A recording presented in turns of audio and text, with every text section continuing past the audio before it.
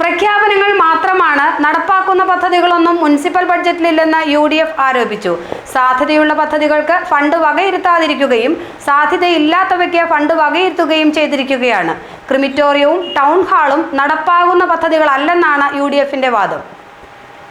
ബജറ്റിൽ അവാസ്തവമായ കാര്യങ്ങളാണ് ഉൾപ്പെടുത്തിയിരിക്കുന്നതെന്ന് UDF കൗൺസിലർമാർ വ്യക്തമാക്കി. കഴിഞ്ഞ 4.5 വർഷവും പ്രഖ്യാപനങ്ങൾ മാത്രമാണ് നടത്തിയത്. നടപ്പാക്കാൻ കഴിയുന്ന പദ്ധതികളല്ല ബജറ്റിലുള്ളത്. കരാറുകാർക്ക് പണം നൽകാത്തതിനാൽ പദ്ധതി നടത്തിപ്പുകൾ അവതാളത്തിലാണ്. പല ഫണ്ടുകളും പാഴായി പോവുകയാണ് ചെയ്തത്. അയ്യങ്കാളി നഗര തൊഴിലുറപ്പ് പദ്ധതി നിലച്ചുപോയതും ഭരണ നേതൃത്വത്തിന്റെ പിടിപ്പുകേട് മൂലമാണ്. കുറച്ച് വികസന കാര്യത്തെക്കുറിച്ചെല്ലാം ചെയർമാൻ ഘോരം വായിക്കുകയുണ്ടായി. ഈ പറഞ്ഞ കാര്യങ്ങളൊന്നും തന്നെ ഇവിടെ നടപ്പാക്കപ്പെട്ടിട്ടുള്ള സംഗതികളല്ല. ആദ്യമായിട്ട് 4.5 വർഷമായിട്ട് ഒരു സ്ട്രീറ്റ് ലൈറ്റിങ്ങിൻ്റെ കാര്യത്തിൽ വളരെ പരാജയമാണ്.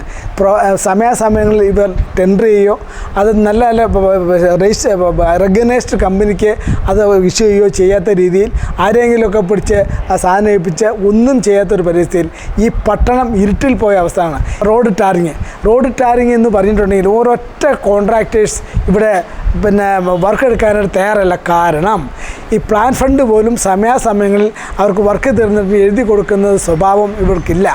ക്രിമിറ്റോറിയവും ടൗൺ ഹാളും ഇപ്പോഴത്തെ നിലയിൽ നടപ്പാകുന്ന പദ്ധതികളല്ലെന്നാണ് UDFന്റെ വാദം. മൃതദേഹങ്ങൾ ക്രിമിറ്റോറിയത്തിലേക്ക് മാലിന്യ കൂമ്പാരത്തിനുള്ളിലൂടെയുള്ള വഴിയിലൂടെ കൊണ്ടുപോകേണ്ട സ്ഥിതിയാണുള്ളത്. ഇതിന് പരിഹാരം നിർദ്ദേശിച്ചെങ്കിലും പരിഗണിച്ചില്ല. ക്രിമിറ്റോറിയവും ടൗൺ ഹാളും നടപ്പാക്കാൻ UDF ഭരണകാലത്ത് ശ്രമിച്ചതാണ്. LDF അത് തടസ്സപ്പെടുത്തുകയായിരുന്നുവെന്നും parliamentary party leader AG George പറഞ്ഞു. ഇന്നിപ്പോൾ ഈ 2 സ്ഥലവും തുടങ്ങാനുള്ള ആരംഭം ഇട്ടു എന്ന് ചെയർമാൻ പറയുന്നുണ്ട്. അതിന് ടെൻഡർ വിളിച്ചിട്ടില്ല. അത് ടെൻഡർ വിളിക്കുന്നതിന് മുമ്പായിട്ട് അവർ ഞങ്ങളൊരു തെറ്റ് പറഞ്ഞു. ഒരു കാരണവശാലും ഒരു ക്രിമിറ്റോറിയം പരിശുദ്ധമായ സ്ഥലങ്ങളിലാണ് വെക്കേണ്ടത്.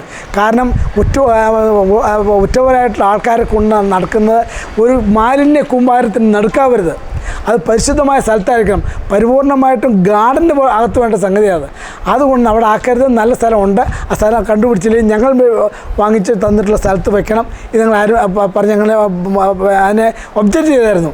പക്ഷേ ആ ഒബ്ജക്ഷൻ കണക്കാക്കാതെയാണ് അവർ വീണ്ടും അവിടെ തന്നെ പണിയാൻ തീരുമാനിച്ചത്. ടൗൺ ഹാളിലേക്ക് കടക്കണമെങ്കിൽ അവിടെ ഇപ്പോൾ ഒരു തൊണ്ട് മാത്രമേ ഉള്ളൂ. തൽക്കാലം ഒരാൾക്ക് കടന്നു പോകാം.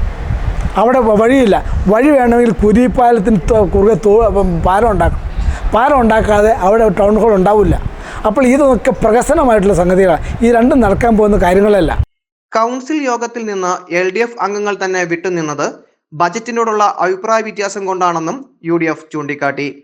ഷമീർ പനക്കൽ, സിജു എബ്രഹാം, ഭാനുമതി രാജു, ഷിബു കുര്യാക്കോസ്, റിൻസ് റോയ്, സിന്ധു ജിജോ, നോബു മാത്യു, ബബിത മത്തായി, പ്രവീണ ഹരീഷ്, നിഷ ഡേവിസ്, ലിസി ജോസ്, സൈനുമോൻ രാജേഷ്, ഏലിയാമ്മ ജോർജ് തുടങ്ങിയവരും വാർത്താ സമ്മേളനത്തിൽ പങ്കെടുത്തു.